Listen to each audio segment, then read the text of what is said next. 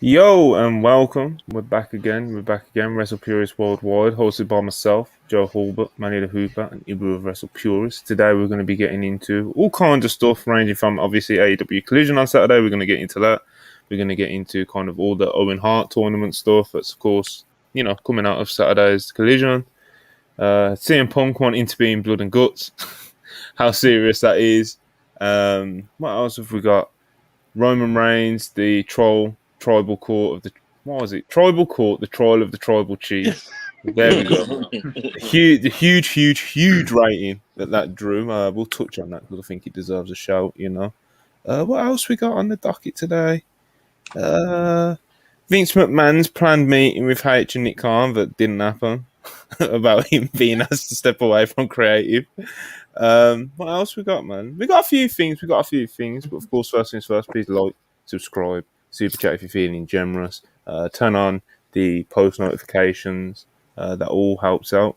And we appreciate it very much. But hope everyone is doing good. Starting with my co-host. I'm going to throw it to Manny the Hooper, who is a new man. The last time I saw Manny was on Thursday, I think. And yeah, man, he's turned his whole life around. New look, new persona, new gimmick. None of that karate shit. How you doing, man? It's all right. I was talking to you guys earlier about how my weekend's been. Can't go more into it here, but yeah, it's been pretty crazy. Started going to the gym. Or I only been to the gym once, but I'm starting to go. Had a steak earlier. Stop. Well,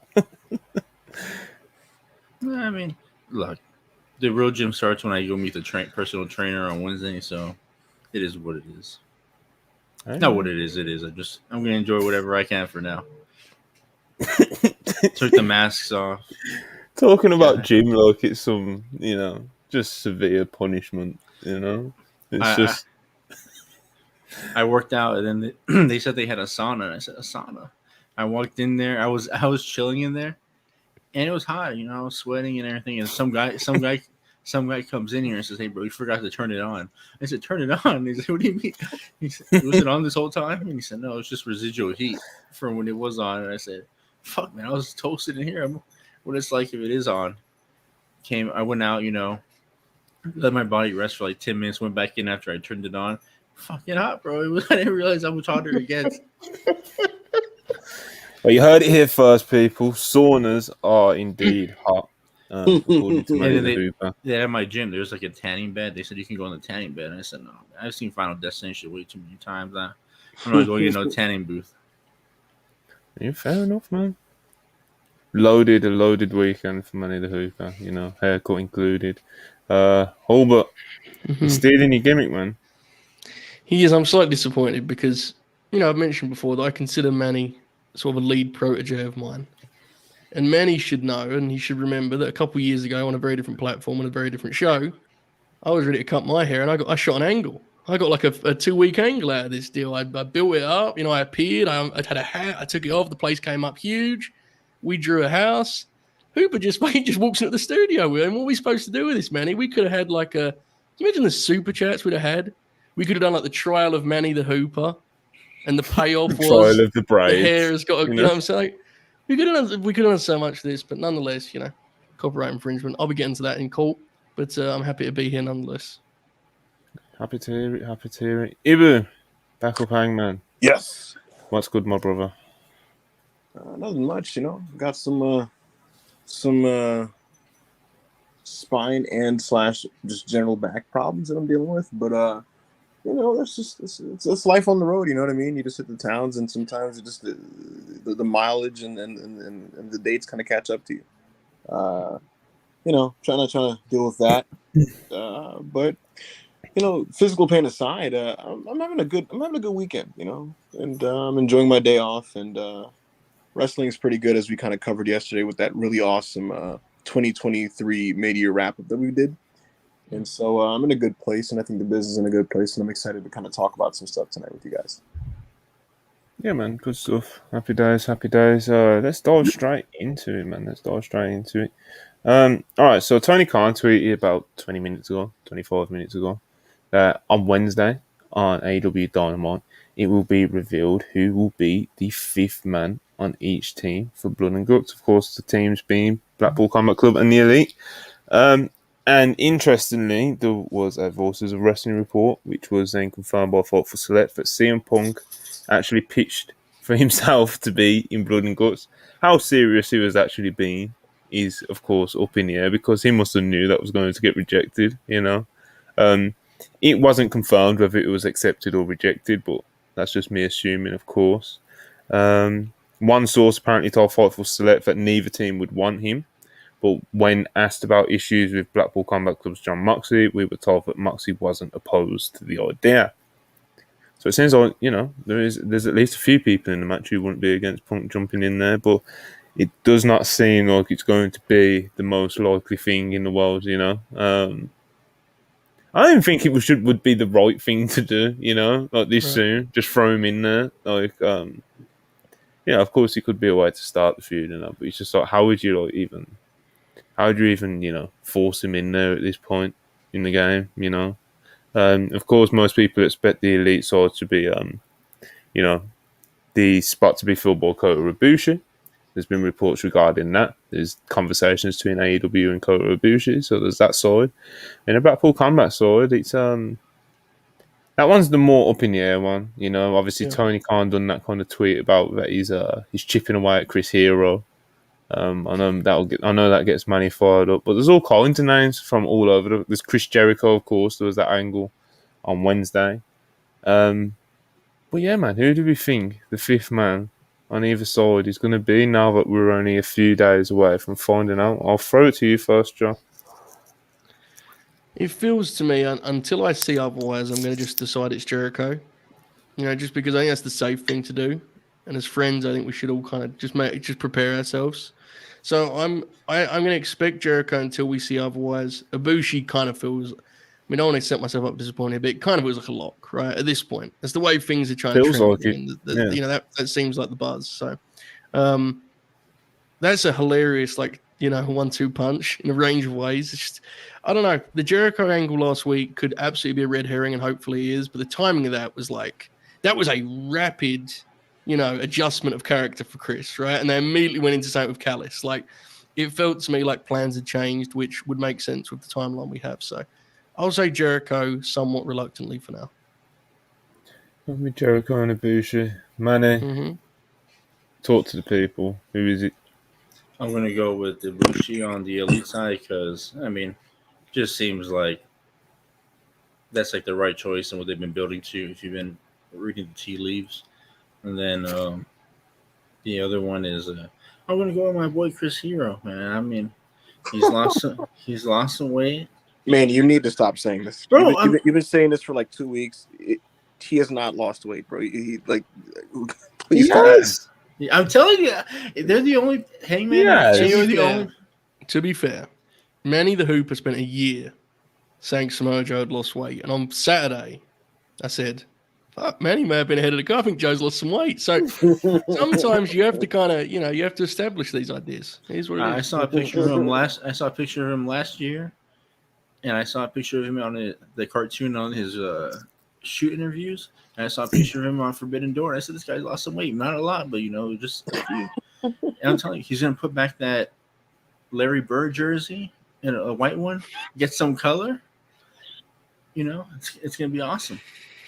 I think he'll wrestle a match for AEW. I don't think it's going to be this spot. I think if it was likely to be this spot, Tony probably wouldn't have tweeted, I'm working on it now.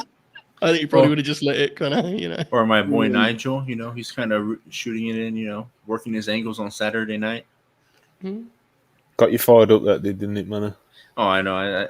He said that when he talked shit about Dan Bryan Danielson, I fucking jumped up. I said, fuck this guy, bro. It was very deliberate the way he did that, to be fair. Like, I think you're actually right to be fired up because that was not just like a throwaway comment. He made a point of getting that in there, you know? Yeah, because he said that he said that he was going to break my neck when he broke his arm, you know? And I jumped up. I said, yeah, fuck Brian, you know? Fuck him, you know? It was very much like, I had to fit this in here because this is like where we have to say this. You know? Yeah. I'm still hoping that isn't the only match he eventually wrestles if they do that. You know. Sure. We'll see. Either who you guessing with? Who is the fifth man on either side? Am I allowed to say? Because I just know. Anyway, moving on. Exactly. Just skip me. Skip me. AEW Collision. It's a good show, isn't it? It's a good show. I like it. You know what? Actually, scratch that. Sorry, people. Let's take a moment to appreciate the people in the live chat and answer some Yes. super chats. Right. Keep them coming, people. Of course, we always appreciate it. Starting with you, Zaid, Nadi, 499. My German Shepherd is recovering from a hip surgery. He's a Gunther fan. Pop Real. hates Cody. Disappointing. Whenever he eats a meal, he goes, "I've finished the story." Tough scene. Very spiteful. Very, very spiteful. Tremendous. Zaid again, appreciate you even more. Let's get good vibes for Logan Paul. Logan from WrestlePurists Galaxy. Hey, man. Logan Paul. Shout out Logan. Nah, Logan the dog I assume. Yeah, that's Gotcha. very different. It was, Shout out. Very different people. I read it as Logan Paul immediately. Yeah, I was like, huh? I was like, I have no good vibes for that Logan, but the German Shepherd, absolutely love to Logan. I am a fan of German Shepherds. My mother is actually a dog sitter, so I'm Awesome. big fan That's of dogs. awesome. Super super unique. What's Yeah, the coolest I like dog dogs. you've seen? there's a bit of lore, bro. You have to give some lore sometimes, you know. Mhm. All right, Darren Walker, £10. Appreciate you as always. Forget Mania. This is the biggest week in wrestling. When Nick Aldis wrestles Alex Shelley for the Impact World Title this Saturday. If Nick don't win, me and Joe will move furniture. I love how Darren Walker always squeezes Joe into his he's right. into his Nick Aldis bit. You know, He's great entitled stuff, to it. We still believe, brother.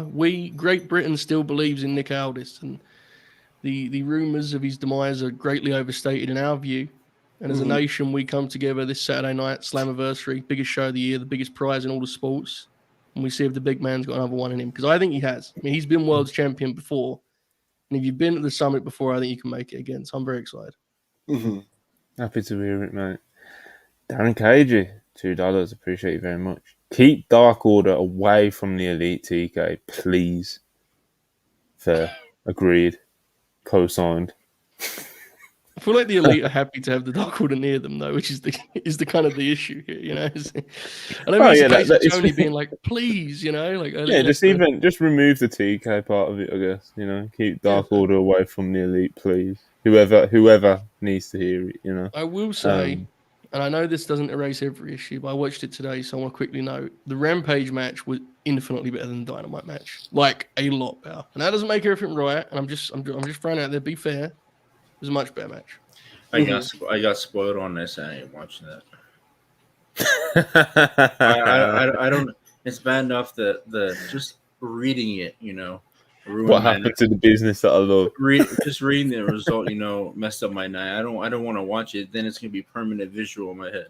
Did you watch the main event of Rampage, Manny? What was the main event? The Brian Cage, No. Big Bill. Oh, I just saw the YouTube clips. Mate, you need to watch that. I know. That is. Yeah, that's Hooper wrestling right there. No, I know. I saw the 6 It minute is clip on YouTube, Wrestling. Yeah.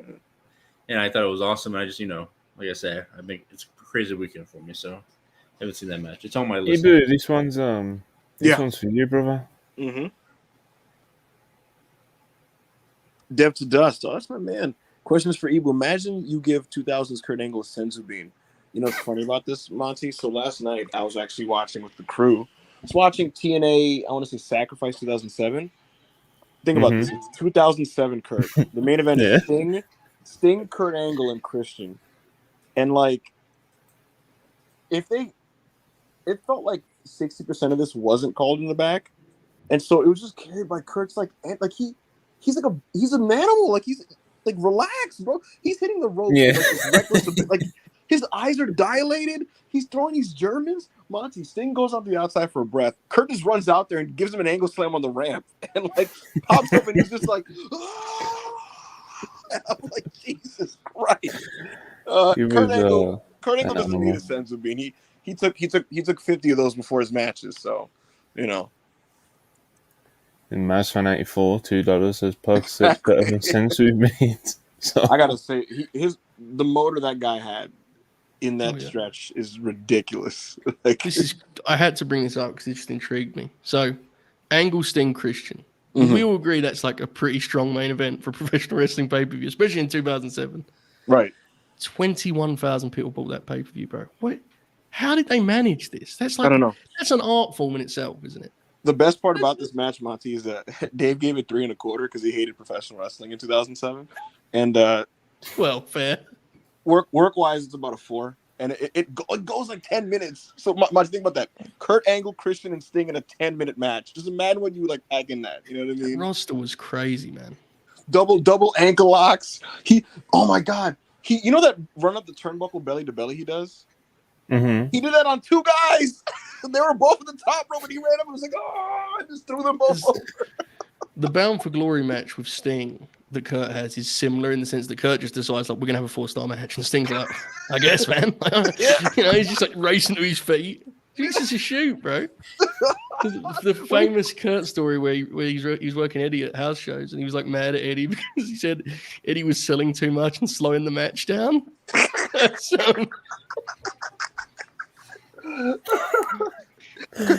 Kurt just came up. I'm watching the match, Joe. He came off like a guy who's like heart was beating way too fast. Like it was just like, bro, like just breathe, bro. it's nuts, bro. Looking like he was about to explode out there, you know. Literally, after a suplex, he's screaming in the sky like, "Ah!" I will say, I've seen some clips as of Levy's podcast, which seems to have settled down from I'll put it this way, a shaky start. He seems to be like he's really enjoying just talking grabs. Everyone he has positive words for. He says everyone should win the world's champion, which is real grabs. Yeah, He seems like he's in a good place. So shout out to Kurt Angle. bro. That pot at first, I'm clicking and it would be like, what was the thinking when you went to SmackDown at TV and Bruce Pritchard was telling you da-da-da, and you just like, I don't remember. It's improved. I'm glad to announce. Yeah. So. God bless him. Look, just, The thing that rules is go on, Manny. I think Kurt just needs to read Observers. He'll probably remember most of his life if he did that. I mean, My favorite thing about his pod is he does the intro for some reason. Like he doesn't host the show. He's like, "Welcome to the Kurt Angle Show. I'm here with my host, Paul Bromwell," and he just throws it at Paul. It's like, what? Why do you have to do that, Kurt? Like, you know, that doesn't seem like your specialty, you know. But Dave here says in the Observer that you didn't want to go only 10 minutes with Eddie Guerrero on this SmackDown taping. What are your thoughts on this story? When was this? Like, he'll just be like, "What?" Bless his heart. I'm telling you, man, he probably has like big memory gaps in the Observer. Just like bumps, like just puts like a puzzle, and he's like, "Oh, I remember that," and he just.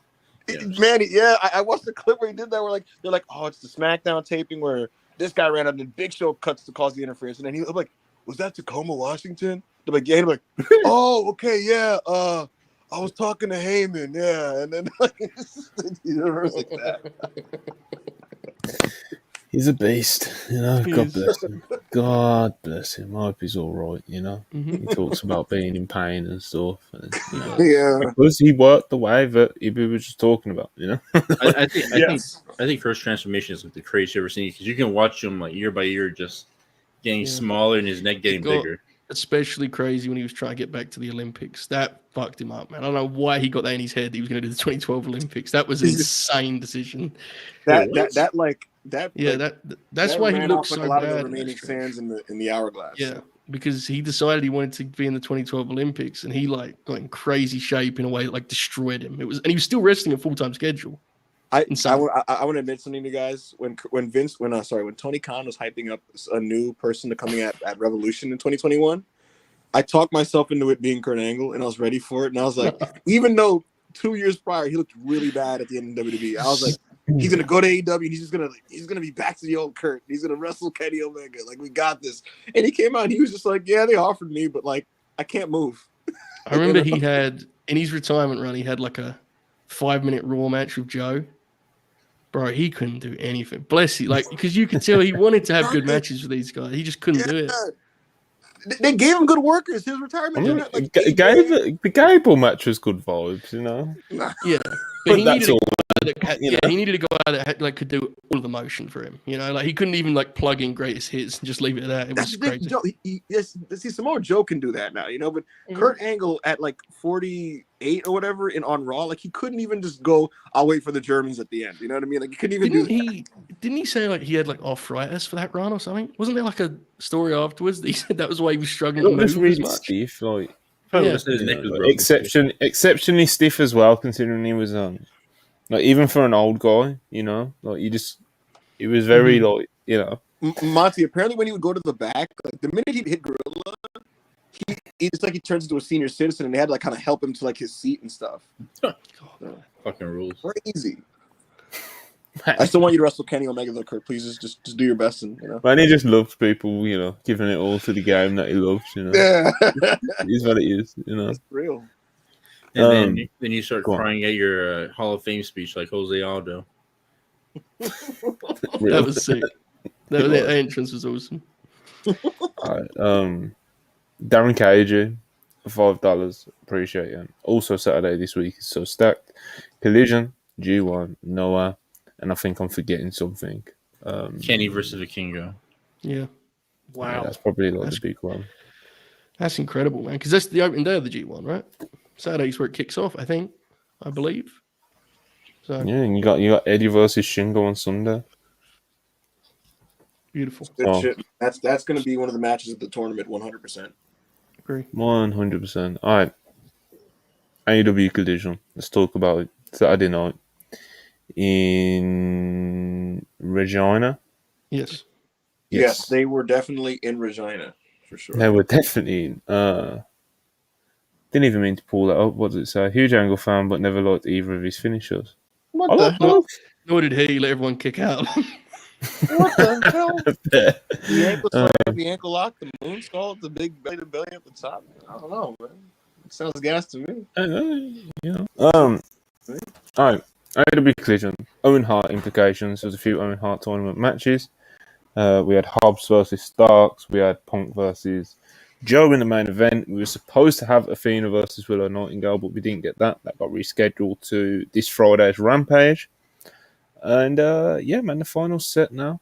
The final is set. We are getting CM Punk versus Ricky Starks, so we're going to see how that goes. But of course, let's talk about the actual show itself. So we opened up with like the promo, which felt very impromptu. Feel like it was intentionally meant to feel this way. It's not like the hit cult personality and Punk comes out and it's his stage thing.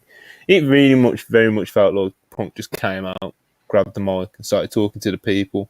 And even the content of the promo didn't seem like it was, it seemed like just a babyface going out there and talking to the people. And of course, there's been a regular with AEW Collision. He's kind of like the video package at the start, with the quick promos putting over the matches of the night. So, I just love how the show opens. Ibu, I know you're a big fan of this kind of stuff. Talk to us about it. And the Punk promo itself was great, for whatever it's worth. So, man, Punk opening the show with his impromptu promo. Did you enjoy it? Yeah, man. He he said it was just going to walk out and talk to the people. They presented it like it wasn't this prepared, scripted thing on this professional wrestling broadcast. And as such, he walked out there, no theme song cue, grabbed the mic, and just spoke to the people of Regina. It was a nice thing to do on the show.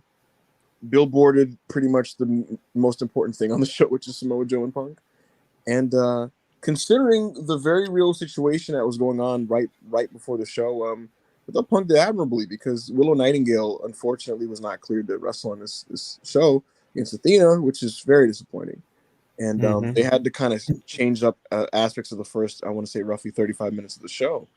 And as a result, they had some time to kill. And so who better than to kill some of the time than CM Punk walking out there to just kind of talk, So, listen, he went off there off the cuff and just kind of cut a promo. And I thought he did pretty well.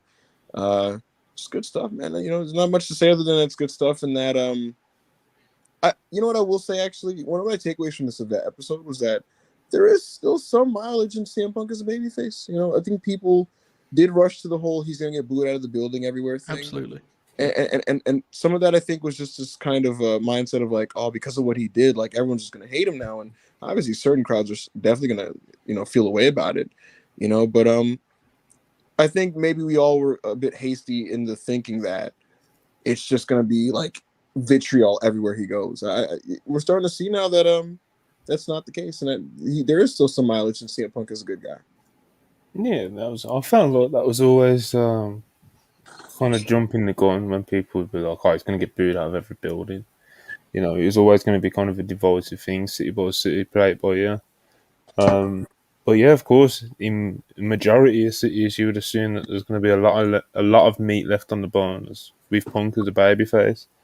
And And I think you kind of want it that way if he is going to turn heel. You don't want it to be like, you want him to break some hearts, brother. I'll tell you what, Monty. That's what I would prefer, anyway. No, you like the like out of nowhere, you motherfucker. Not necessarily out of nowhere, Mm. No, because I think doing like shock for the sake of shock is like bullshit.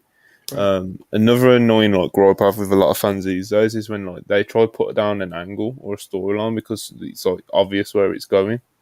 It's like so is like every movie pretty much ever, like just because something has like a logical way of playing out doesn't mean that it's bad. Do you know what I mean? But yeah, it doesn't have to necessarily be like super shocking, but it'd be like I said, you got to break some hearts though, I want to man. say on a Go subjective on. analysis level also, the reports are out there that Punk like wants to be a heel as soon as possible. Like it is out there and it's known. And just this is purely like this is not me knowing anything about this like from my standpoint, but I get the impression that Punk wanted that because I think he expected like to get a lot of heat for like what happened when he was last there, right? And I feel like for him, being a heel was his outlet to kind of like hit back, so to speak. You know what I mean? And kind of respond back at least in a capacity that he'd be allowed to do so. And I feel like being a heel would have been an outlet to do that. And so, I don't think it's a coincidence that all of a sudden now these crowds are cheering him and you're not hearing that talk anymore. Mm-hmm. Absolutely. But yeah, man. Let's get into this Owen Hart tournament. So we had Powerhouse Hobbs versus Starks, and the match is kind of a match that just kind of pretty much happened. Wasn't amazing by any stretch, but it didn't offend me in any way. Maybe it was a little bit too long and dragged a little bit, at times.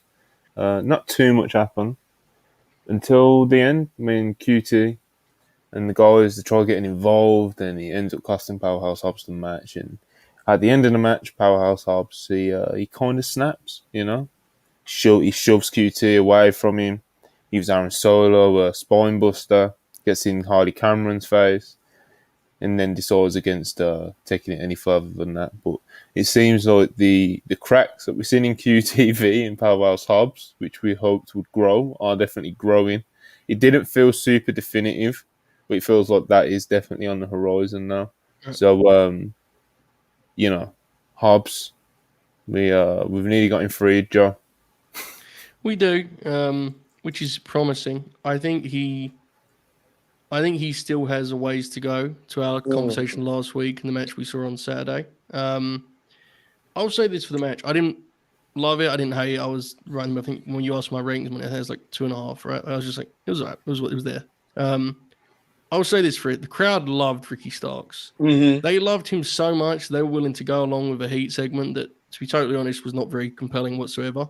And they were with Ricky the whole way. It wasn't even really much of a comeback. They went into a tiny little finish and they were home before you knew it. Right? It was a very strangely structured match, considering it was such a big moment for both guys. But I remain bullish on the kind of raw ingredients of Powerhouse Hobbs and what I think he's the presentation that he has. I think there is a potential to that. Like the way he carries himself.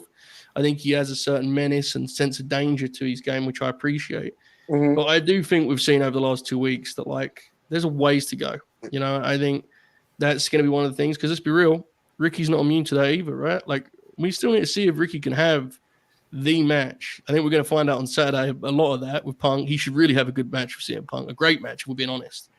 So an interesting situation here with two guys I like, but I can appreciate that this was not exactly the performance that left anyone sitting at home saying, I need him as world champ. You know, this wasn't that outing, and hopefully it's coming soon. It's like with Hobbs as well. It's like I was mentioning a few weeks ago. It's like see all the upside of him. He's great. I really like him as a talent, but it's just some of those heat segments they just lack a little.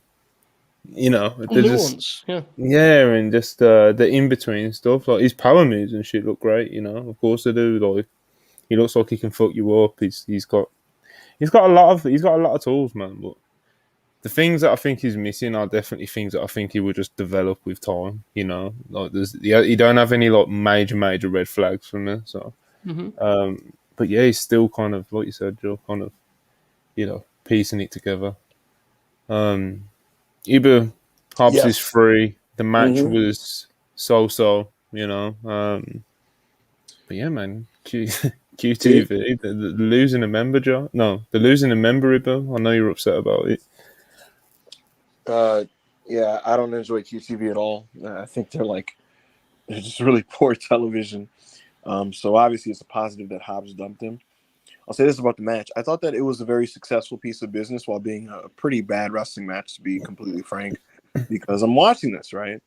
And not only is Hobbs's heat segments uncompelling, they were kind of concerning in the sense that he looked really listless and green. When he was in control, he looked like he didn't know what to do. And I told AO this the other day. I thought it was his worst in-ring outing in about 3 years. This is how he looked when he was in Daly's place in the pandemic, still kind of figuring out what he even is. And he was just a really raw prospect. And he kind of tightened up the screws and got more and more refined over the couple of years. It's true, he looked like what happened. It's not you. Manny's starting to rub his hands together like an evil genius. No. Here's the thing. I thought, and I like Hobbs, right? You could have substituted Obafemi in that spot against Ricky Starks in the match. Looks exactly the same. He legitimately just looked like he didn't know what to do when he was in control, and it was a bit concerning. I don't know if that was an agent got in his head and said, "Don't do this anymore, don't do that anymore." I hope it isn't that, because sometimes when you're still figuring out what you are as a wrestler, when an agent kind of tells you to just kind of switch up a little bit, it does kind of confuse people and you don't get the best out of them. So I don't know what the reason it was that he was kind of like that, but that's kind of what I took away from it. But with that said, like Joe said, the crowd was so into Ricky. This man was basically spamming 80s babyface, just physical actions and stuff. He'd do anything, a shoulder tackle, and he'll just be and kind of shake his body up and wave the crowd and stuff and bobble his head. And the fans are they're with it. He did it over and over and over again. He just kept doing the babyface taunt and the babyface fire up and shit it's 1986 and he's on Mid Atlantic, and it kept working. The fans are super into him. He came off like a star because of it. And it's yet to be seen how he's going to do against CM Punk. I'll say this, Monty. You said that he's yet to have the match, right? And I'll say yes. But I agree. Okay. So here's the thing. He hasn't in terms of the 4.5 star classic, right? But he has had. I thought his match with MJF was really good personally, and I thought his match with Jericho, one of the two Jericho matches was very good. I can't remember which one it was. One of them was very good. Then he had two of them. So look, we'll see how he does with Punk. But again, quality piece of business in terms of dumping QTV and Ricky Starks being over. Manny, I know you got some things to say about how you felt about this match. That was boring as shit, man. I don't know. It's kind of crazy that Ricky's had two of the worst matches in this tournament so far. And look, I'm gonna say Juice had a bad performance last week with Ricky, and now Hobbs. I mean, there's only one common denominator between both those matches, because Hobbs looked great against Dustin, and then Juice looked great in that tag match. So I mean, I don't know. I don't really see it with Ricky. I just don't get it. I just think he sucks, bro. I mean, yeah, he was not the problem in that match, bro.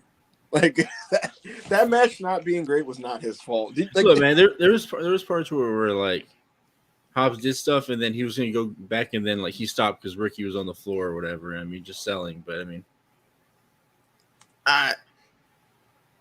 I mean, I don't know. I mean, I really hope that he doesn't beat Punk next week. I mean, or this week. Possibility.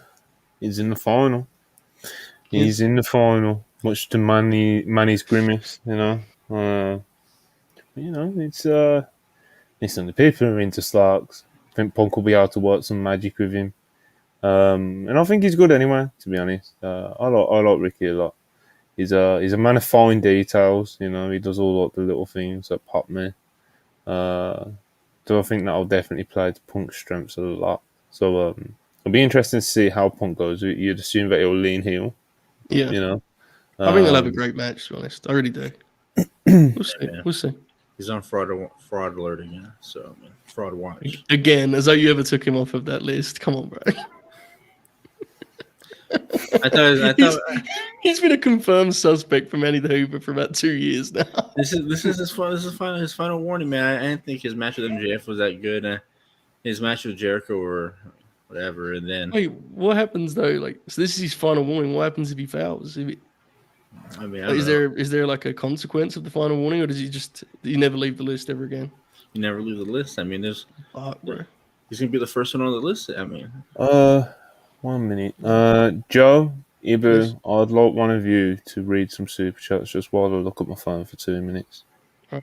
Sure. Go for it. MassFan84, $5 super chat. My big what if matches involve some combo of Prime Angle, Omega Danielson, or Benoit. Jesus Lord, that'd be amazing. Insanely physical beast that would bump like madmen. Okay, all time. Who is the worst worker of those four? I refuse to make a choice. I refuse to pick. Manny the Hooper. Worst worker of those four names all time. Angle. Omega. I think Angle. But one of them killed their family, so probably Benoit. All right. I've always noticed this Monty, this quiet, you don't rate Kurt deep down. Dude. I'm not as high on him as you, but I will concede. I mean, I like him as like pure meathead energy. There's a pop to that. But when you're talking like top 10 all time, I think there's a little bit of lack of nuance there that hurts him. For me personally, but that's the tippy top. That's hard. I mean, the thing with Kurt is just like, I don't know, man. I feel like there's some guys that just don't need it. Man. I don't know. I agree. I mean, he's great regardless, right? Of course. When I watch Kurt Angle and it's the heat of battle, you're in the middle of a Kurt Angle match, and he's just fucking rabid like that. That's just a carnal joy that I can't explain. Yeah. I think Dragon and Omega, I think, are fighting for the 1 seed for me. But Manny, what you gonna say, mate? Look, man. I mean, come on. I mean, I like Omega too, but I don't. He just, I mean, out of all those guys, he doesn't have like that thing, like back and forth. that screaming, that yelling. You just go in there. I mean. He's a different type of worker, but he's a typical Kenny Omega's dog, it's like Kenny Omega's best matches are better than. I mean, I think Danielson's best can match it to some level. I don't think Kurt's and look, this Chris is how I would put it. Omega's a bulldog, and Angle, Danielson, and Benoit are like pit bulls. Like what's funny about all this, guys? Rottweilers, I always remember Angle Joe at Genesis being like really good. I rewatched it and gave it 5. Really? Yeah. Oh, I think this may be a case where Kurt is like he's like designed to pop you. I think is what's happening here. Which is fine. That's absolutely fine. He ripped the straps off and then threw them back on. And it said, "No, we're taking them off again." We took them off again and did a fucking ankle. 4 1/4. Fuck you! No, I'm not gonna say 4 1/4. It's a nice match. The blood, Joe. I like their matches a lot. I don't think they ever had the single match that was like the height of what they could have done together, which is an incredible embodiment of total nonstop. Everyone talks about the angle. That's it. What? Yeah, the angle. The Genesis match is close to what they could do like in a peak setting, in my opinion. Don't they go like kind of short though? A little bit. Yeah. Most of them are like a lot of the TNA matches for whatever reason They throw them on and be like, all right, go 12 minutes. Like, why? Yeah, I do want to say Kurt Angle is like the definition of like the Hooper kind of guy. Like he gave his life to this game, man. You know, he just his like I'm not, like I said, I always bring up his match with Tanahashi where his neck is like bulging and like you can just see it like come bulging and all that, and he's just like yelling into the camera and he's grabbing his neck. I want to say this, guys. This was the time his neck was broken. Kurt Angle was fucked, right? This is 2009. If you watch this match, it feels midway like he died. Yeah, I thought he died. He's like, and he just like, you know, the spirit of the Hooper, man. He just woke up in him, and he just halfway through that match. I think he takes like a high German or something, and I thought he died. I there's no coming back. I just like, oh, he just died in the Tokyo Dome or wherever the match happened. By the way, he gets up and he's just like screaming. He's holding his neck. He just starts Germaning Tanahashi, and I said, "Fuck, man, this is it." I gotta say, the match with Benoit at the 2003 Royal Rumble pay-per-view is like ridiculous. They go nuts in that match. Yeah, it's amazing. I'm not even doing like an objective ranking here. I'm just being a Kurt Angle mark, but yeah, man, I would agree with you, Joe. He's certainly designed to pop me. You know, that's why it is. I mean, it's just. Yeah. There's absolutely, like, no matter how objective you try to be, there are stylistic quirks and preferences that will just pop individuals. That's the way it is, you know. And then I can go on about Danielson. I can talk about his matches with Loki, Morishima, and all these other dudes. But let me tell you about his match with Necro Butcher and PWG. It was a 10-minute bloodbath. Danielson's covered in blood, and he has a plastic bag wrapped around his face. And let me tell you, this is some of the realest shit you'll ever see. Go and watch that match. It's somewhere. Yeah, even on high spots. I was watching Bound for Glory 2014 this past weekend, and I re-encountered Loki. My monthly watch a show that Loki's on, and go, man, maybe Tony needs to give him a call. You know, maybe there's. Maybe it's all around the bridge, you know. Like whenever I watch Key Wrestle, I'm like, I mean, yeah, he's a dick for Collision. Anyway, can we pull up the next super chat, mate? I was talking about it. Loki's match with Samoa Joe, Fight Without Honor, is the top 5 match of all time for me. Unbelievable, mate. Chi-Town Spurs, $5 says, shout out to the Regina crowd. Very loud for under 2.5K. Think Saturday helps with the atmosphere. What do you reckon, fellas? That's actually a good question. Maybe something to that. They were lively on Saturday. Yeah, sure. I was worried about Regina like having heat because like some of these other Canadian stops have not had heat, and you know, this was a small crowd, but they were into the show. They were into the stuff that was on Collision. They were. I mean, we talked about Ricky. We'll get to it later, but you know, the big babyface on the show, FTR, got a huge reaction also, and they had a big fight feel, best they could anyway for Joe and Punk. It was good stuff. Okay. With that established, Monty, would you like us to move to the law business while you're getting things sorted? Because that was the next part of the show, right? I believe it was, yeah. So just like a block of law, just a block of questionable antics going on, you know. Indeed.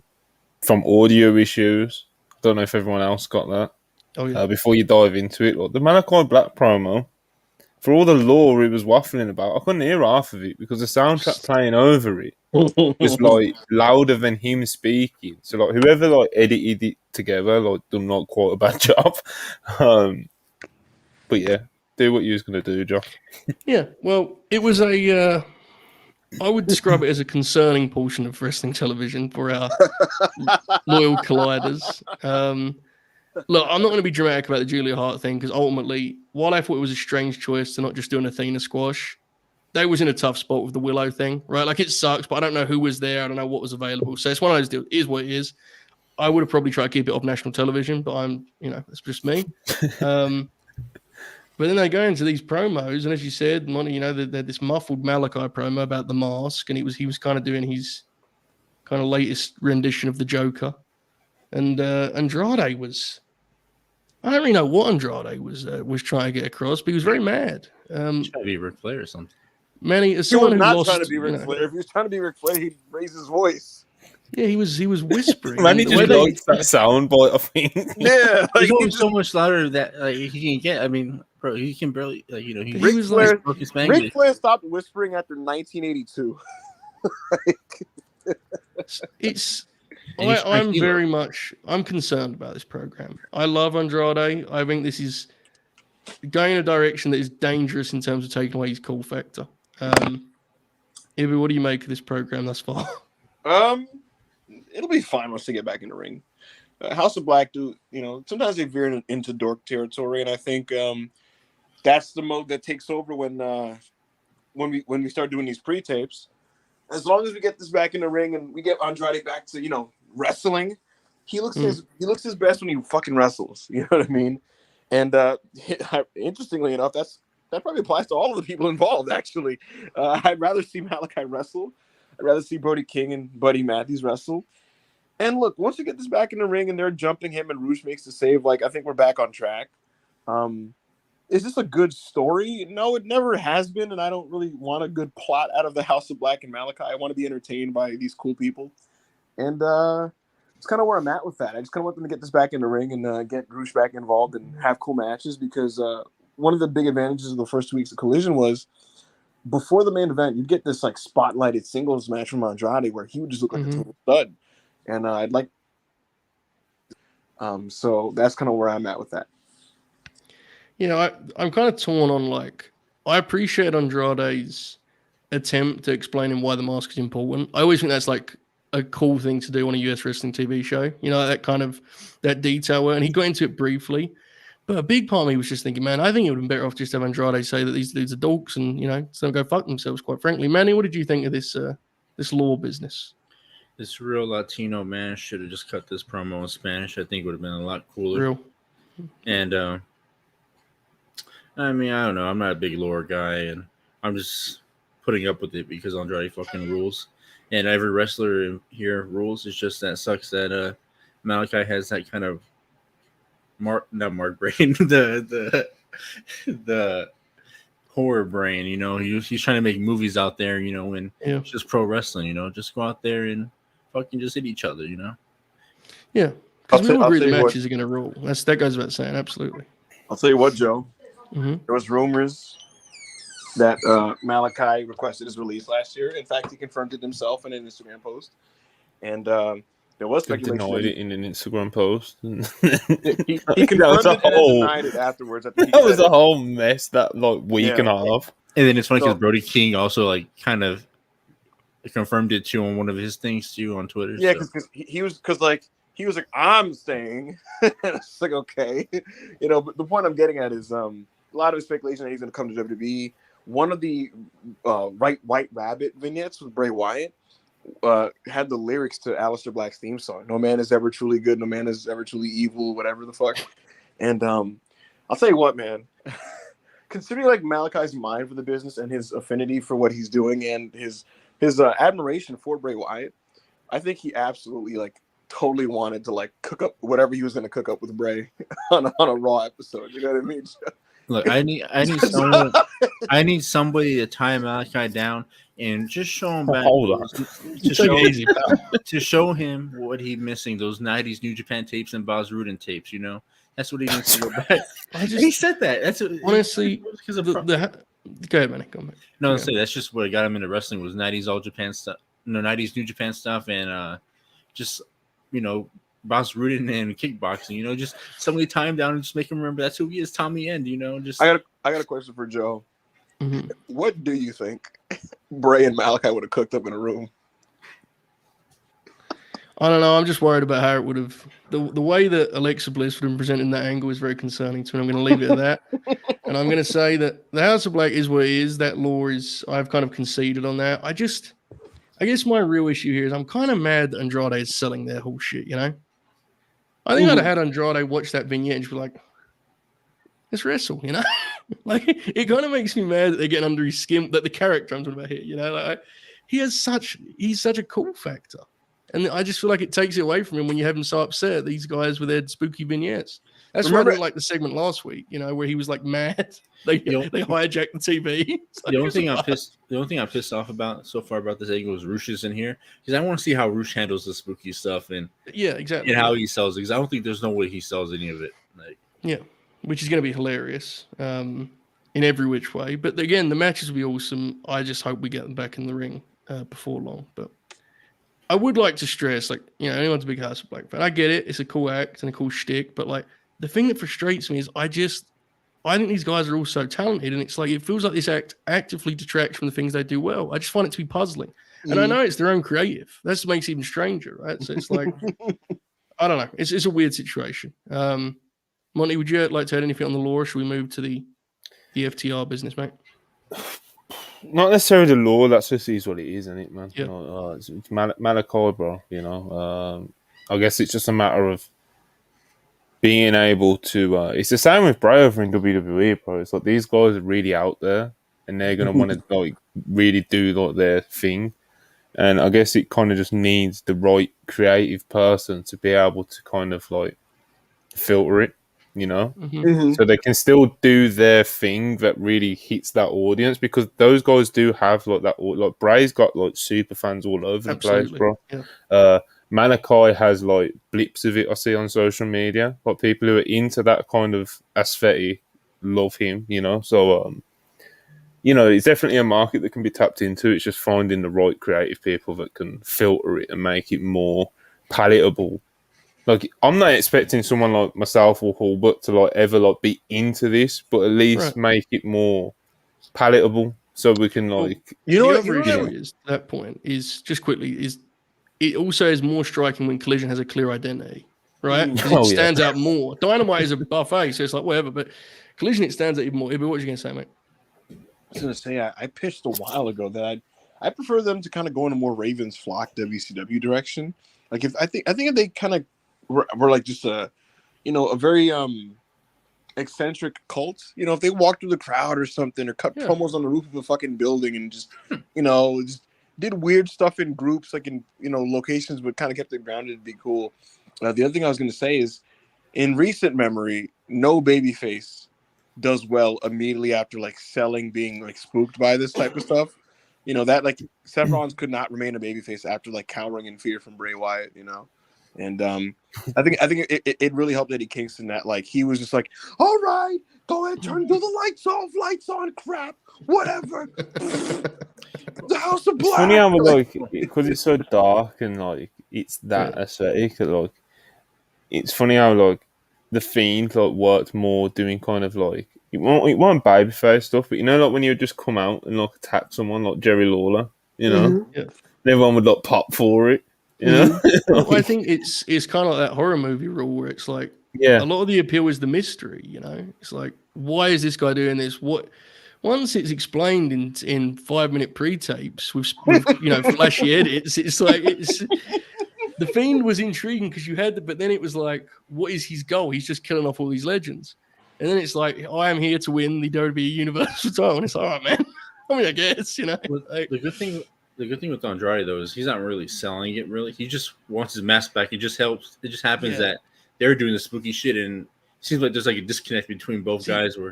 That's where I'm torn, because I totally get the deal where it's like, I will explain well why he wants the mask back, but it's like he's so like mad about it, and it's like, I don't know. It just kind of makes him look. It makes him like a cartoon character. So, what's disconnect for me about the mask is like, that's not even the mask he wore when he was a luchador.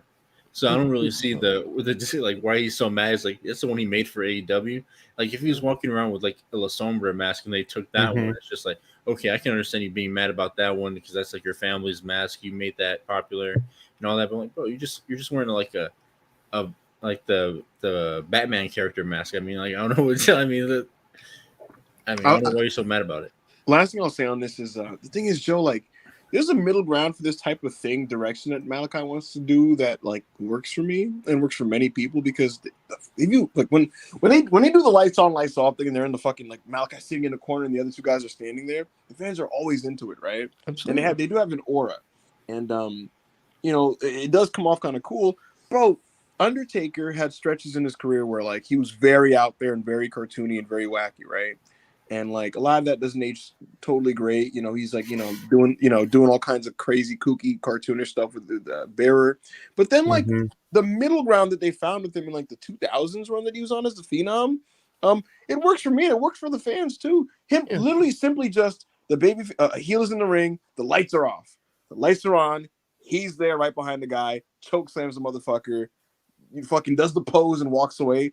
Like, that's fine, and then he's Absolutely. pretty strong, and he works a match where he's kind of semi-invincible, but he is going Yeah. to sell a little bit. That works for me, and I think that's the direction that the House of Black should take. I agree.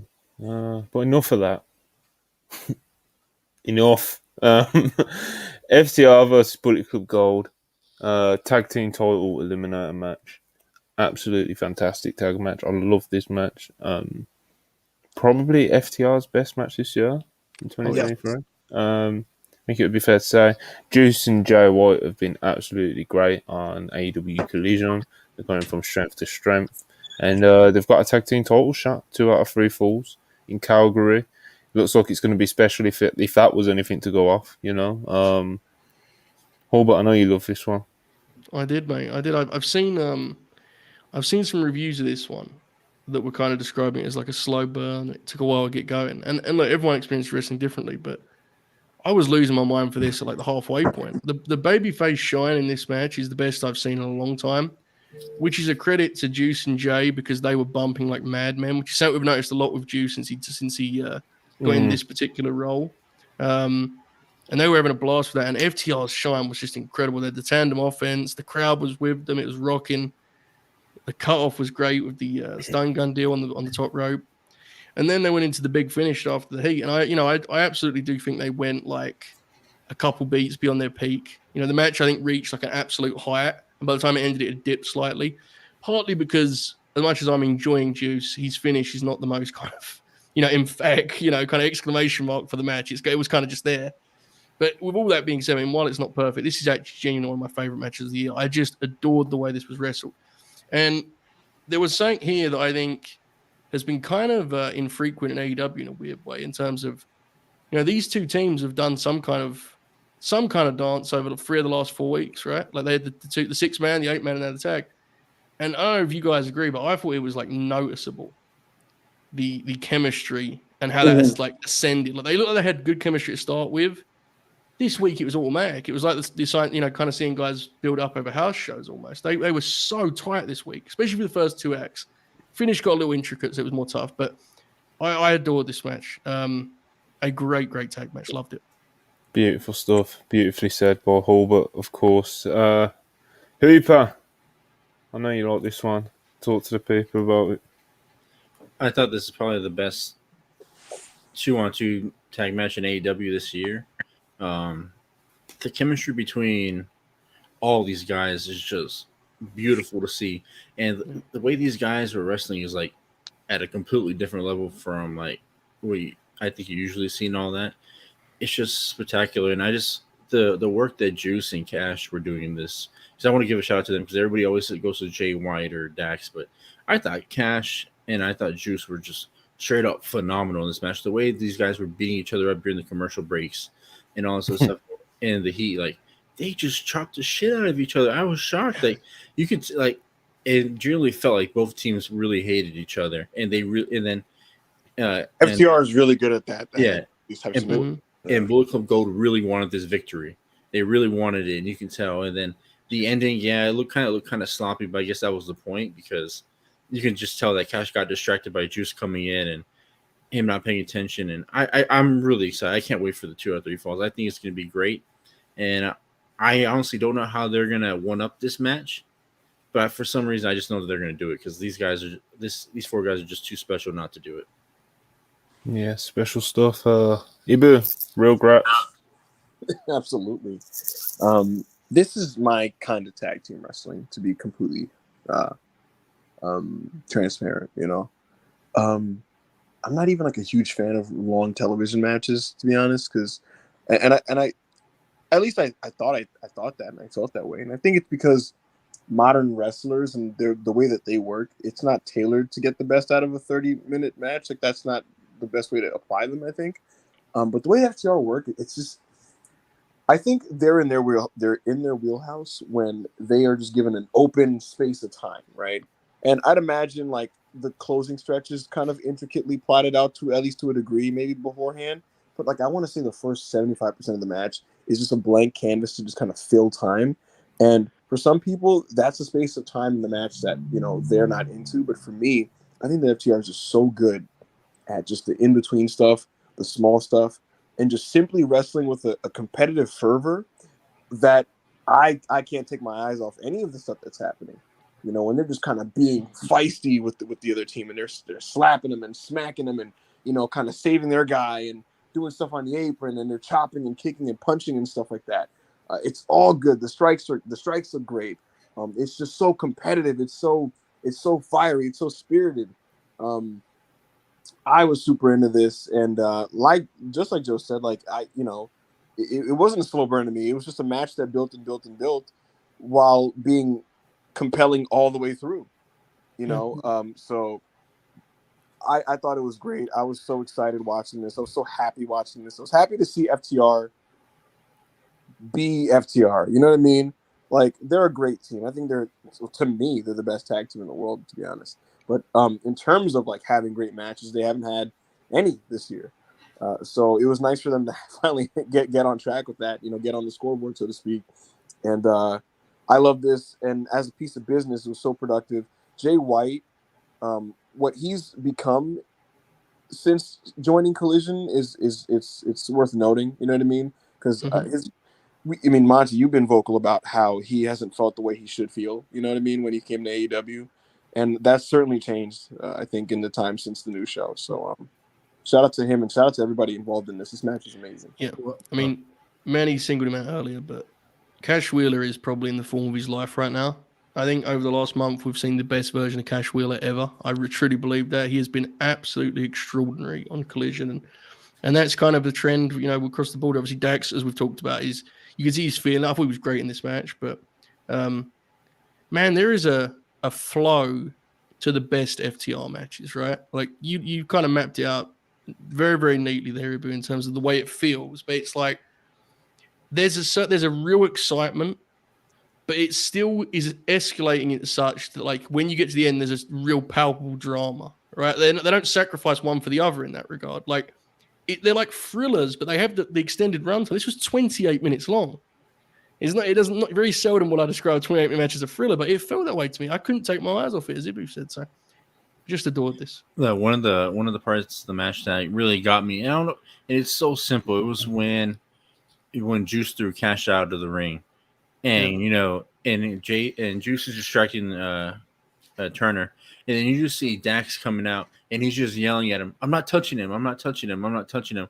While Jay's doing his stuff with Cash. But yeah, this match was awesome. I really did not get bored through the whole thing. I just thought everything was incredible, and it honestly added another layer to me about how great of a worker Jay White is. I always thought he was just a singles guy, but man, this guy's an incredible tag wrestler. Yeah. And then there was a certain. I'm going to go praise Juice for a second. Like, I thought he was at a certain level. I thought he was going to be one of the guys where he's just a name that just loses to every other big name, But now his last couple run in Collision, I really see him as like an international or TNT guy where I can see him holding that title and he doesn't feel out of place.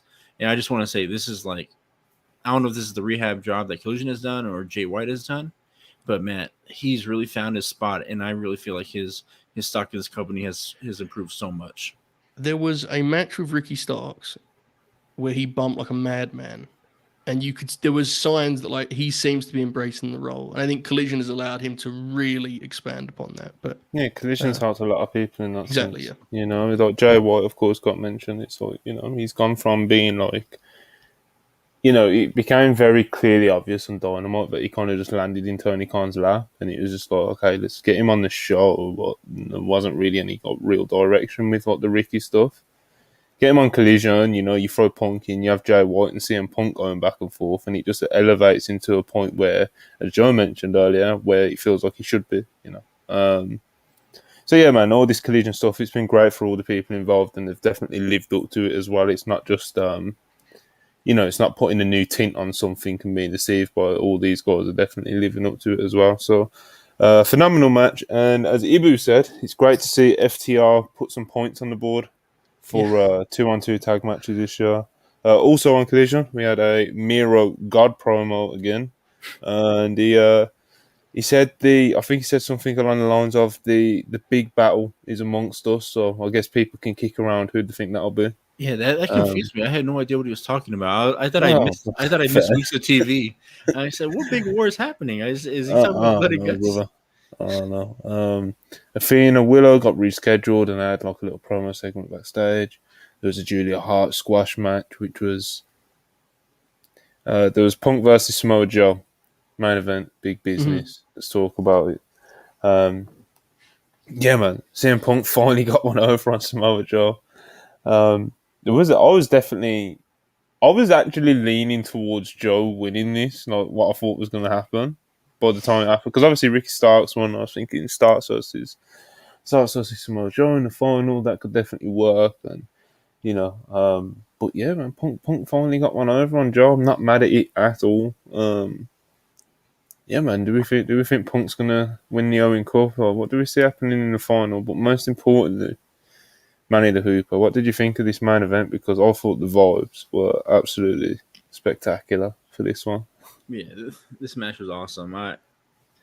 You can just like feel like both guys just were so happy to be in there together again in the ring. Mm-hmm. And the finish, it didn't really bother me because I was like, I jumped out of my seat when Punk did. I was like, oh, he finally beat Joe. I was jumping to my like, he finally beat Joe. And then, but if you're thinking about it from the grand scheme of AEW now, it kind of really doesn't make sense for Punk to beat him now. In my opinion, like I thought Joe should have beat him. But man, this match was just straight grass from the beginning. Like just the way both guys were just throwing their punches in the corner and how they were selling it, and Punk's knee going out when he got him in the GTS position, Joe. And just, man, I don't know, man. This is a real shit, man. And they just turned back the time, and I just felt like I was watching like old, like I don't know how to explain it. Like this is like if you guys ever watched Old Man Lucha, this is just like the American version of it. Just great pro wrestling stuff. And just like I feel like what they were doing was just like a lost art. You don't really see anymore on TV. Mm-hmm. Beautiful stuff. Wonderfully said by Manny the Hooper, But yeah, Samoa Joe, CM Punk, it's, for me, it played out how I expected / wanted it to, like they weren't going to go crazy. You got two guys in the 40s, it's not going to be like, not going to go out there and drop each other on the heads and stuff. And they actually left quite a lot of meat on the bone, man, like for future matches and stuff. I'm still very much holding out hope for the Wembley match. And yeah, they definitely left some meat on the bone without jeopardizing the quality of the match. I thought the match was still really great. Felt big, which is always important, I think, for these main events. Like it felt like someone mentioned earlier about the crowd being loud for 2.5k. Like just this still felt monumental. Like it's. I really enjoyed it, even though I know you was a big fan of this one. I've been shaking this entire time because I'm like, I've been like chomping at the bit to talk. Bro, it just, I got home and I saw, I was asking people what they thought because I was a little worried. I can't lie. I was a little worried. I'm like, I'm not seeing a lot like usually when a match is great, all my chats are flooded with messages. You know what I mean? I even asked Joe, I'm like, how's the match? And he's like, it's really nice, man. It's really nice. And I'm like, that sounds dangerously close to appreciating the graps like an adult, you know what I mean? I was a little worried, And I'm like, what's going on here? And I'm seeing people on the timeline like, yeah, Joe Punk was nice. It was a cool match. I'm like, oh fuck, I go home, I'm watching this thing, and man, I just was intoxicated with this. This was like, man, they just don't make niggas like this no more, because when you really boil it down, there's plenty of great wrestlers now, right? But when they go out on TV, they just either have a completely stripped back, quote unquote, storytelling or angle to whatever type of match to build a pay-per-view match, which is completely like it just totally nerfs what they do. Or they just go out and have their pay-per-view match, And the art of TV wrestling, in the sense where you don't cheat the fans, but you leave meat on the bone. It's genuinely not something that many people have perfected, in my opinion. And this is like Goldilocks and the Three Bears, man. Mama Bear's fucking porridge. You know, it's just right. It's not too hot. You know, you can't make it too hot. But you don't want this shit to be cold either. You want it just right. And I'm sitting there and I'm eating this delicious, warm porridge. You know, these guys are out there. And the crowd is treating this like it's a momentous thing because they should. It's CM Punk and Samoa fucking Joe. And I'm sitting here and I'm like, man, 2004, these guys saved Ring of Honor. This is independent wrestling royalty in the ring. We should never, ever take that for granted.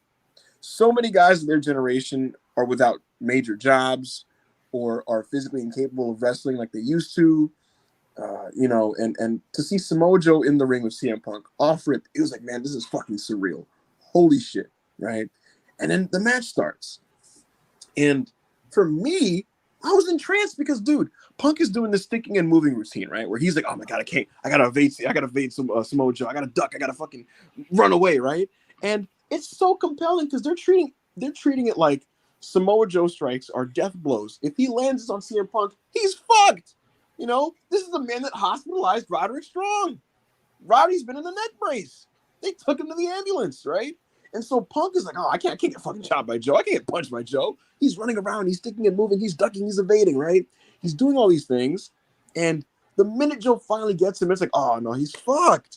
And he was. Samoa Joe beat the fucking shit out of him. He's chopping him on the back of the neck. He's throwing him around. He's hoisting him. He's doing all these things, right? And I'm watching it. And Punk is so good at getting his ass kicked. This man is a fucking ragdoll. He does this jelly-legged selling routine, right? Where he's stumbling. He looks like he's punch drunk, right? He's trying to fight back, but he literally is wobbling all over the place and he's doing what he can, right? And as you watch it, it feels like he's in the middle of a mauling that you're just kind of like hoping he can get out of, you know? And you're seeing it and you're like, this is a fight he has no business being in. Someone's just gonna fucking kill him. But what he does is he tries to exploit these very specific, particular openings, right? And he does so with like a savvy in kayfabe and just as watching the match, like what he's doing in terms of like the way it's laid out. And so it's so compelling to watch because there's a legitimate narrative in the match in terms of how he's going to approach fighting Samoa Joe, and does so without demeaning the integrity of Samoa Joe as a or credibility of Samoa Joe as an ass kicker, right? And so he finds these openings. He does the high knees repeatedly, right? You know, he does all these things, but at the end of the day, it's Samoa Joe. Fuck you, bitch. You know what I mean? Fucking the snap power slam or his other counters. And ultimately, Joe was going to beat him. He did the crossfade, did all these moves, but Punk got him on the roll-up.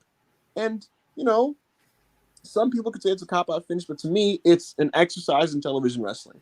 I love this. I thought it was one of those matches where it's like you could have gotten so much more, but what we got was so interesting, so engaging, right? I was just overjoyed watching it. One of my favorite TV matches of the year. You know, I just loved what I saw. And the post-match angle where Joe fucking teased the... Oh, my God, I'm sorry. I got to rewind real quick. They're chanting Owen Hart in the closing stretch. I was like, man, this is what the sport is about, man. This is what we enter this sport for, man. You know, they didn't manufacture that. Punk didn't get up and go like, come on, guys. Oh, win. Oh, no, they just chanted it. You know what I mean? This is what we do the sport for. These are kings. You know what I mean? So I love this. I love the post-match angle. Samoa Joe being an absolute bastard, fucking killing CM Punk after they just had a match like that in the honor of Owen Hart. You know, to choke him out like that. And Kevin Kelly's like, oh, damn you. How could you? How could you? And they're fucking ringing the bell. Oh, man. Beautiful stuff. And it stands out even more when the show doesn't have so many angles on the show where you're inundated with it because it's like it's a wrestling show. Of course, angles are going to happen. No, it's a professional broadcast where the things that take place on the show are the things that are scheduled and planned. If an angle happens, it's because someone is so heinous that they disrupted the professional broadcast. And so Samoa Joe doing what he did to Punk made him look like a piece of shit because he made AEW look bad. He made himself look bad because he did it after a match honoring Owen. And yeah, he just looked like a fucking dick. It stood out. Good stuff. A+ to all of this. Wow. There it is, people. Very, very, very loaded Ibu breakdown of why he loves CM Punk Samoa Joe's 2023 Collision meeting. Hulbert, I know this is right up. This is Hulbert Promotions booking at its finest. You know. Mm-hmm. Good match. Good. I don't know, man. I don't know you want me to follow that. It was really good. Look, You need to start setting the timer, you know? Look, bro, Wonder if he said it, Joe but Jesus. is my favorite wrestler ever. I love CM Punk. I had a great time watching them wrestle. I thought they had a good match. The biggest thing I can say that is like separate from everything we've already talked about is I left it much more confident in terms of the match I think they can have in a bigger setting. They had a good match here without really digging too deep into either of their like trademark deals. You know what I mean? Usually in a big match, Joe busts out, the big senton or the dive or the big uranagi in the corner. You didn't get any of that. Like, so I will say that while I did not quite get the experience that Ibu did, I loved it. I had a great time with it. And I left it pretty much certain that if they get a Wembley Stadium situation, 4.5. I think that could be quite spectacular. Yeah. Now, again, I didn't necessarily think this match was spectacular, but I thought it was a very impressive effort back all the way back to Monty's first point, right? They delivered on the match without burning the things that they're going to get to when it's time to make some real money. And so it was very, very effective. I liked it a lot. Joe, have you ever seen Bret Hart versus Ric Flair at Sold Out 98? Yes, I have. Of course he has. That's what this match was to me. That's an interesting comp. Mm-hmm. That match did good business, Very good business. Mm-hmm. Bret Hart was, Bret and Rick, were they in their prime in 98? Maybe not, but they did the best. What's interesting with that one is that's like kind of the best they actually work together, like in a big match, because the WWF matches are weird. They have like a weird dynamic, those two guys. So yeah. Interesting. Yeah. Mm-hmm. Interesting. But I would say, Manny mentioned earlier, you could tell those guys are having so much fun, which is, it's wonderful to see. Good stuff. So yeah, AEW Collision. Someone mentioned in the chat Scorpio Sky, and he did have a match, and he was there. Nice to see him. Yeah, nice to see him back. Good for him. Good for him. So yeah, man. CM Punk, Ricky Starks, Owen Hart, men's final. How do we see this one playing out, man? Not what you want to happen. How do you see it playing out? Punk squashes him. Yeah. And he's holding up the cup. And, I don't know, man. I don't even want to think about it. I'm sorry. CM Punk should beat him. Yeah, because look, in what way? With a wrestling maneuver. It's weird because he can't turn. It's weird because Punk can't, I don't know what to do. It's like Punk can't turn heel because right now he's an awesome baby face, and then Ricky beats him. Then it kind of ruins the purpose of what's in the bag, Punk. Because then you said that nobody can beat you until like whatever, like because he has something in the bag. There's something in the bag. I want to know what's in the bag. Sorry, like this. It's like my Brad Pitt and like when he's going like what's in the box, like what's in the bag. I want to know what's in the bag, and Ricky can't beat him because. If he beats him, then he has to get what's in the bag, and I don't want to see that. The bag is for when he's fighting MJF eventually. So, we'll see. We'll see. Joe, how do you see this one playing out? How, if you think Punk's going to lean heel for the duration of the match, like how overt do you think he'll get with it? Do you think there'll be an angle after the match? Do you think it'll create tensions after the match between the two? Like, how do you see this playing out when you saw this final? But I think Punk leans heel, wins clean, and there's a show respect after, and he has the whole trophy deal, and I think that's the end of it for this week. I think Ricky is likely to then they'll use that finish for kind of fuel Ricky's eventual turn. Would be my guess. I think you kind of would do a deal where Ricky is kind of resentful in the coming months. Now, do I love that? Not necessarily, but just to be totally honest, we are 6 weeks away from Wembley, wherever it's 7 weeks away. We're less than 2 months away from a big time pay-per-view in Chicago. And CM Punk is going to wrestle MJF at one of those shows. He's going to wrestle maybe Joe, maybe Jay White, whoever it will be at the other one. I think the world of Ricky Starks. I don't necessarily know what his destination would be at either of those shows. And I just don't think it's the time for him to win this match. I don't. I mean, I could talk myself into Joe beating Punk in the semifinal because it was setting up a rematch, Mm-hmm. But then, like, you actually think, a lot of people mentioned this to me at the time, and they were right. Like, let's be real, man. Like, Punk's not losing until you do that MJF match. That's like as big a match as they have at this point, right? Like, beyond the obvious, beyond like, Punk and Kenny or whatever. Like, that's a huge match. That rivalry got over big. They both have a claim to the world's title. I don't think Punk's losing until then. And honestly, that's probably the right call, even if it's not the most like creatively intriguing call. So that's where I'm at. That's where you're at. Ibu, where are you at on this one? Nowhere. I don't have an opinion on it, to be honest with you. I think Punk is in kayfabe and in real life the best in the world, and so he should win the tournament if he's the best in the world.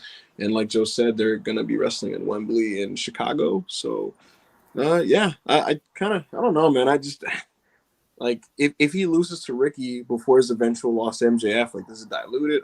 I don't fucking know. I don't really know what they're gonna do. I don't know what they should do. I feel like Punk should win, and that's just kind of, I guess, where I'm at with this. It kind of feels like, sorry, Money, but it kind of feels like, Hobbs is back out there again now, right? If he's moving away from QTV and like Ricky Starks is, he could turn heel and maybe they could do something with the FTR. That's what I'm saying.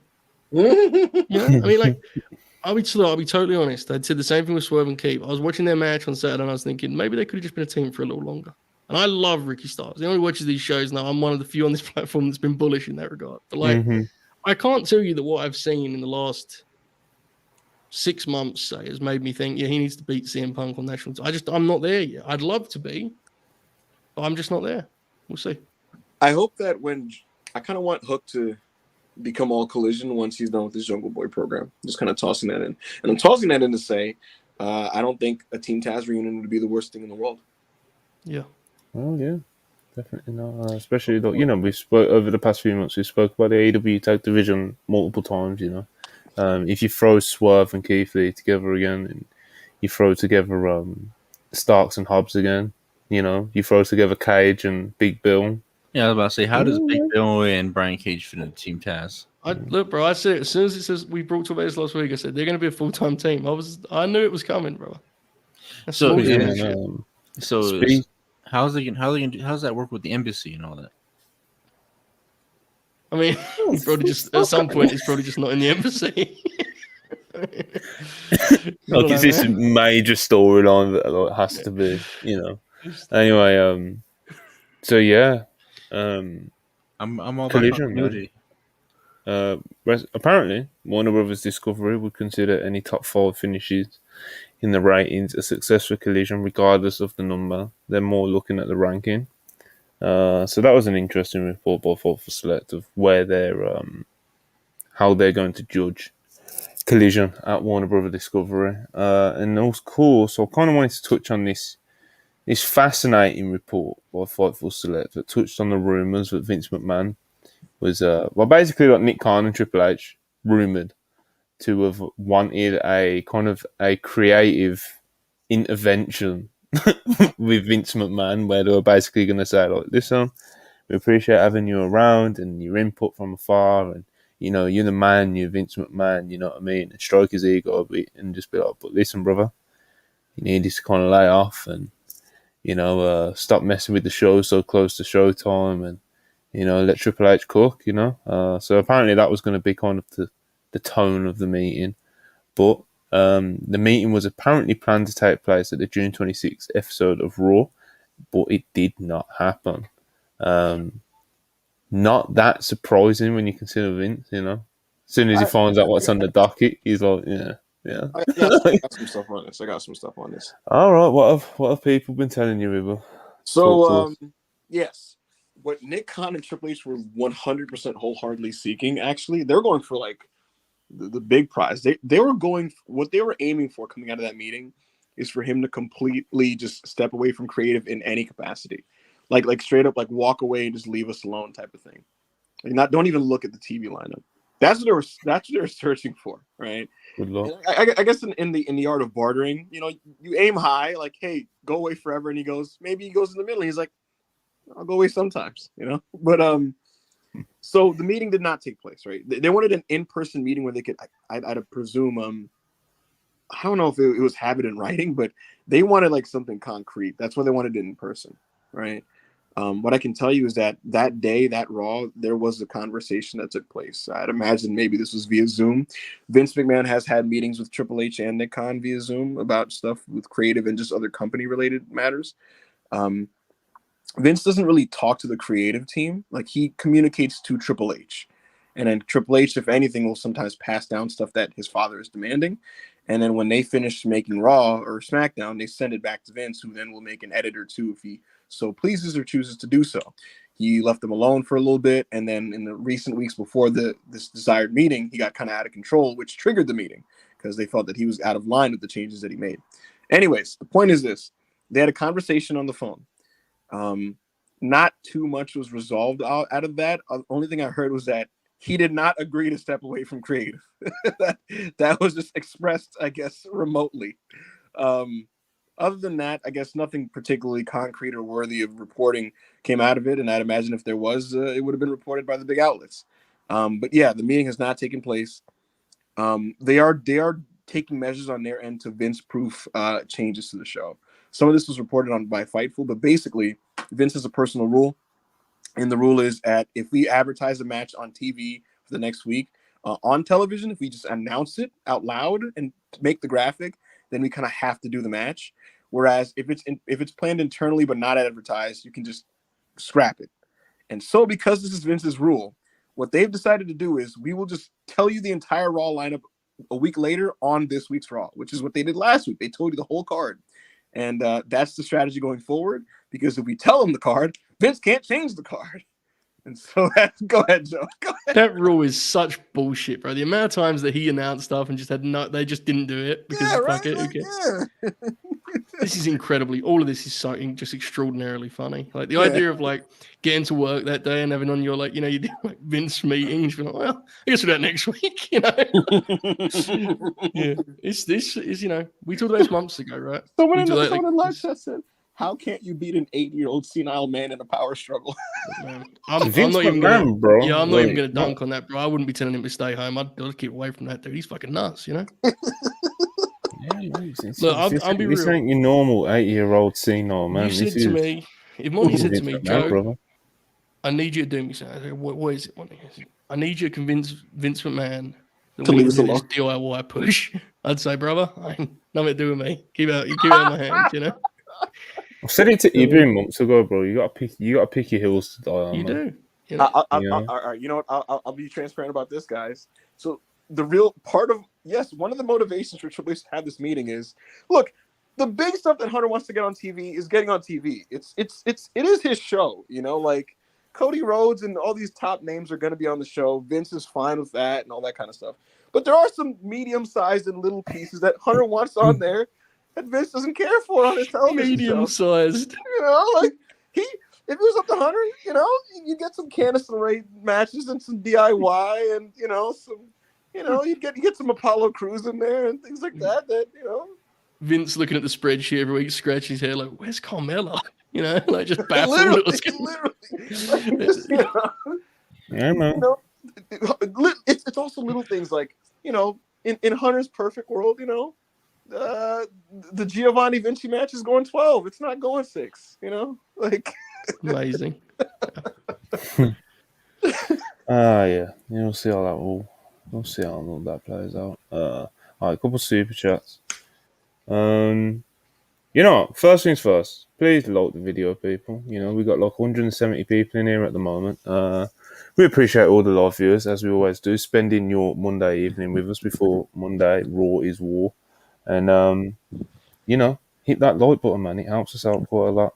Super chats as we're reading now, we appreciate them as always. But most importantly, if you're here, there's a good chance you can like the video, So go for it, All right, get those likes up, people. We appreciate you. Masfan84, $5. Appreciate you too. Would love for TK to build a Collision show up to Shibata Joe, similar to the ROH show headlined by Kobashi Joe. Run it back in New York too. My God, how are we feeling? Wonderful. I'm in an interesting place with Shibata that takes the edge off of it slightly, but I'm on board with the pitch, and so I'll just say all hell. Beautiful. And Cody Willis, $1.99. Appreciate you very much. I've secured some KFC and I'm ready for Raw is War. Beast. That is wonderful news. And we're the same, mate. I ain't quite got the fried chicken, which I did, you know. But you know, That's a big part of the equation, boss. I eat before the pod. I'm good, you know. Yeah. All right, mate. Got some. There's always some chicken in the fridge, you know. Oh, Anyway, all right. I guess on that note, ready for Raw as a we, Manny. You okay? I wanted to get your all's opinion since I watched this. Okay. What y'all think about what I'm gonna call combat by trial, or no, trial by combat? The Jey Uso promo.